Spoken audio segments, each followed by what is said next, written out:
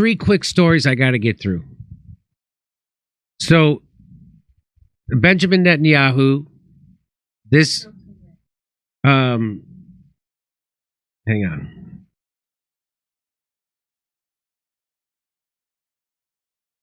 Okay. So,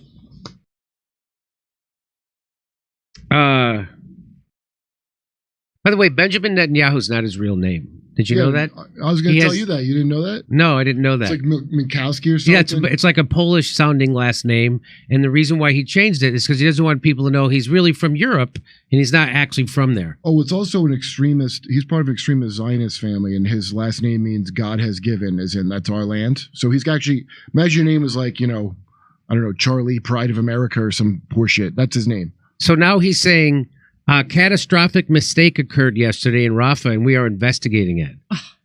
So what they did was they bombed the refugees. They told everybody, 1 million people, they got them out of Gaza, put them into Rafah, said go there, be safe, and then they bombed them and killed them. And some were left alive, and that's the tragic mistake?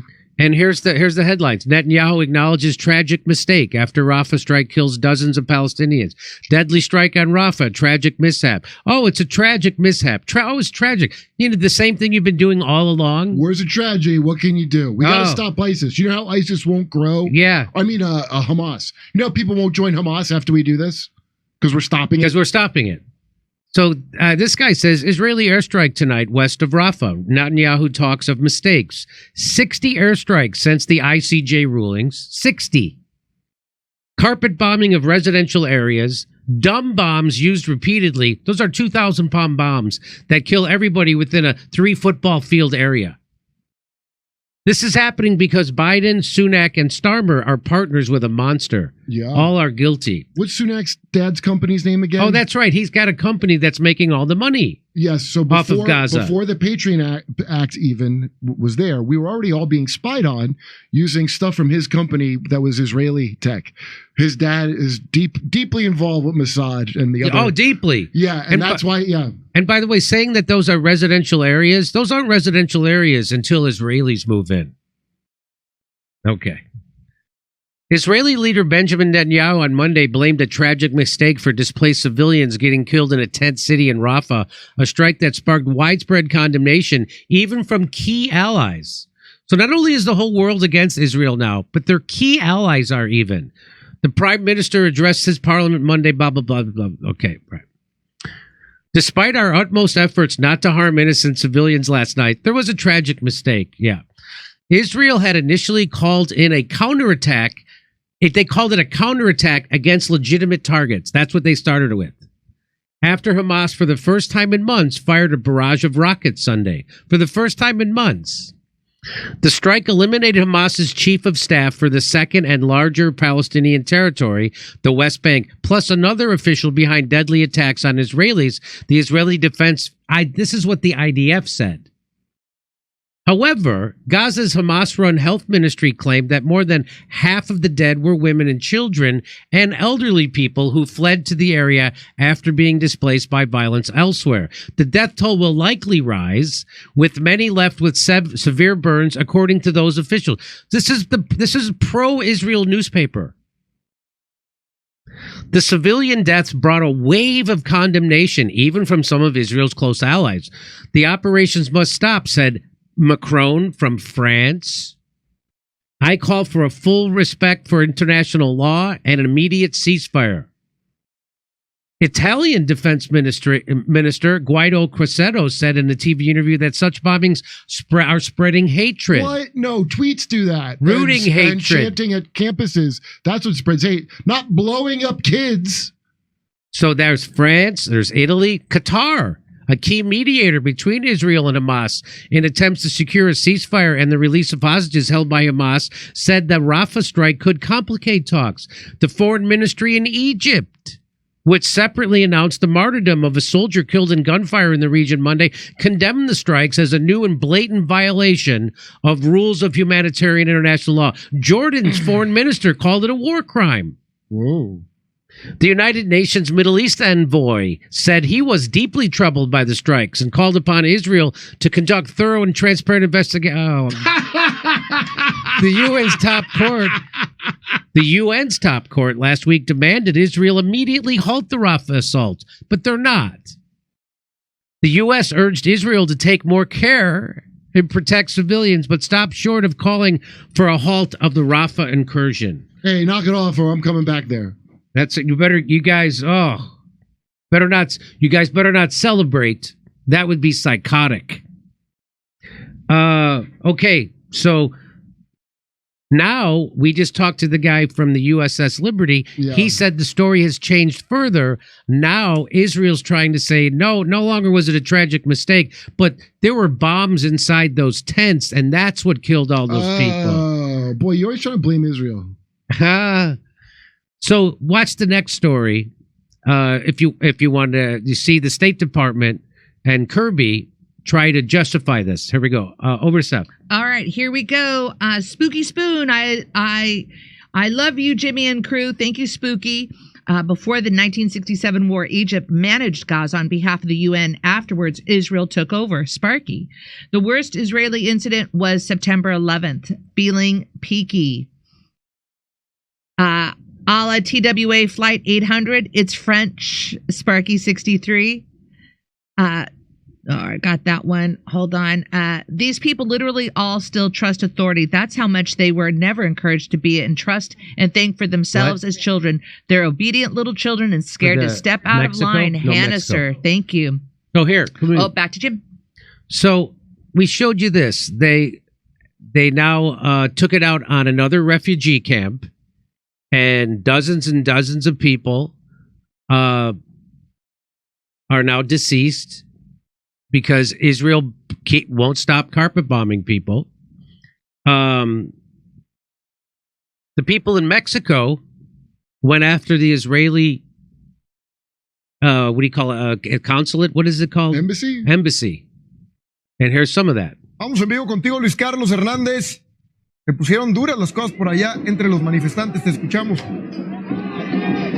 Así es, Said, pues se ha incrementado muchísimo el nivel de esta manifestación, de esta protesta, y también la forma en la que estos elementos de seguridad están tratando de contener a estos manifestantes, quienes ya incluso, como vimos en las imágenes, pues ya aventaron incluso fuego, empezaron a incendiar algunos objetos y aventarlos contra estos elementos para poder para intentar tratar más bien quitar esta valla que estos mismos elementos están haciendo. Han estado tratando de quitar las vallas, lo cual hasta el momento no han logrado y pues no, afortunadamente hasta el momento no tenemos reporte de ninguna persona lesionada. Sin embargo, se han aventado piedras también, Said, incluso, lo cual pues ha estado muy peligroso. So they're not. Oh, here's a bigger picture of it.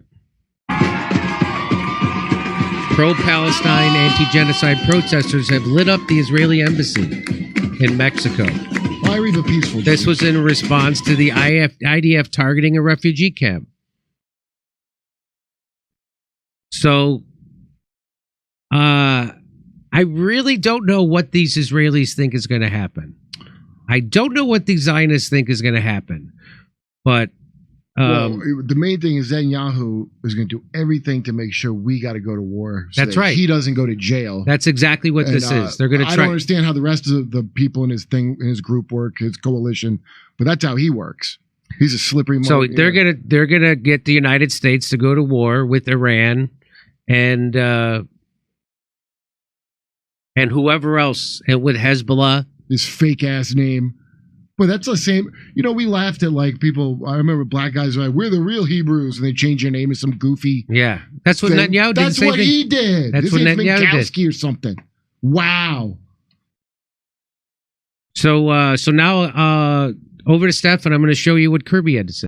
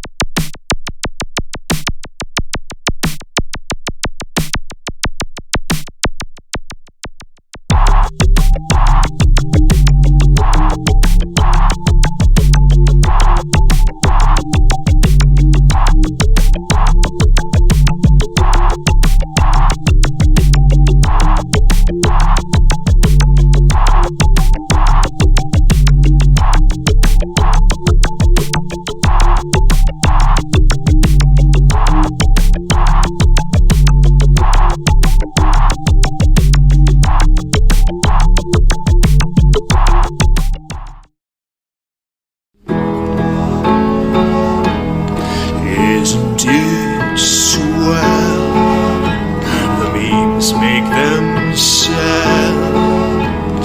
They found a rabbi hole, tunnels and all. There's Jews in the walls. Isn't it bliss? The rabbinical bris, soiling the mattresses. Well, let me tell you.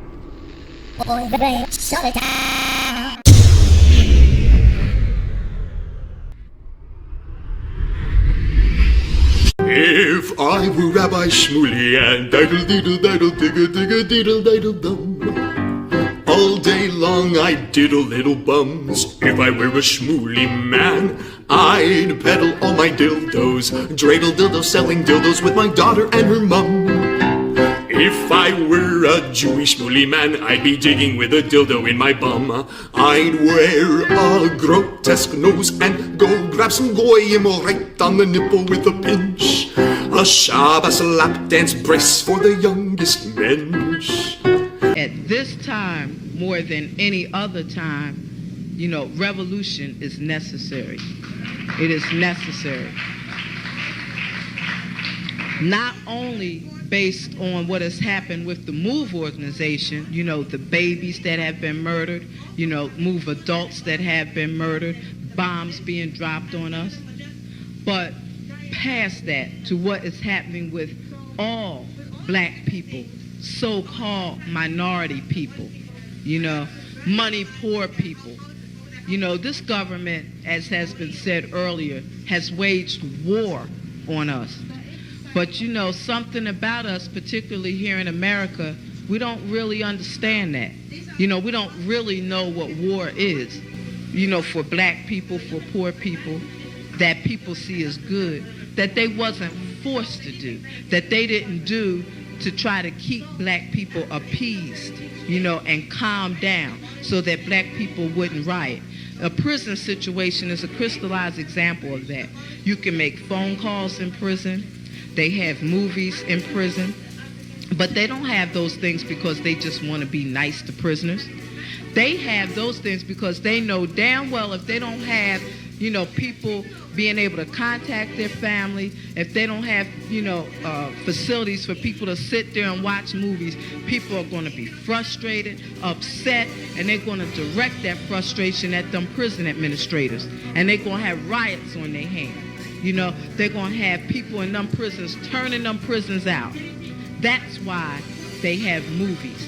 That's why they have access to phones the way they do. And a stop to it when we don't like it, or encouraging it when it's something that's in our interest. You know, we have to call the shots. The people have to take the reins of this system and start dictating, you know, what we need, what needs to be done.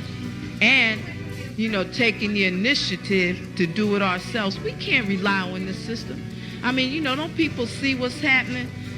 Every single confrontation that MOVE people have been involved in, every single issue, you know, oppression, economic issues, every single issue facing our people, you know, is something that can be dealt with very, very simply. All people got to do is make their wishes known. All people have to do is stand up and say, listen, we're not accepting that. Unity is the key. Unity is the key to revolution. Revolution ain't nothing to be afraid of. It ain't nothing to shy away from. Revolution, contrary to what officials, you know, this system and those backing the officials running the system, you know, want people to believe that revolution means violence, you know, means blood in the street. I'm saying it can get to that point, but it don't have to be violent. You know, when people come together and take a strong stand on an issue, this government don't have no choice but to listen. Where you think they get their authority from? They don't have no power, but they do have authority to do certain things. Where you think they get it from? They get it from us, from the people. You know, they get it from us accepting the things that they do to be done to stop it, then you have some people who want to then turn around and say, yeah, well, you know, it's the best we have, and want to make excuses. The time for excuses is over. It's over. You know, every man, woman, and child has to be involved in this revolution. Not only has to be, but is, whether you want to be or not. I mean, our babies gave their lives for this revolution on May 13th. You know, men, women, and children were murdered. And not just move babies, you know. What about all of the young men, women, you know, children 8, 9 years old shot down on the street by cops, you know, by drug pushers? I mean, you know, where do you think that mentality comes from? It comes from this system, from the mentality of this system of getting over, you know, making a quick buck, you know. I'm saying that's where that needs to be done to stop it. Then, you know, what I want people to really, really understand is that it's past time. It is past time for poor people, black people, you know, to realize that this system has failed you. It has failed you. You can't get nothing from it. And what people got to do is withdraw our support from it and start doing for ourselves. That's what we got to do. You know, how long are people going to sit back and beg, you know, this government to do what's right when for hundreds of years all you've gotten is a slap in the face? All you've gotten is this government kicking your ass. That's all. That's all black people have ever gotten from this government.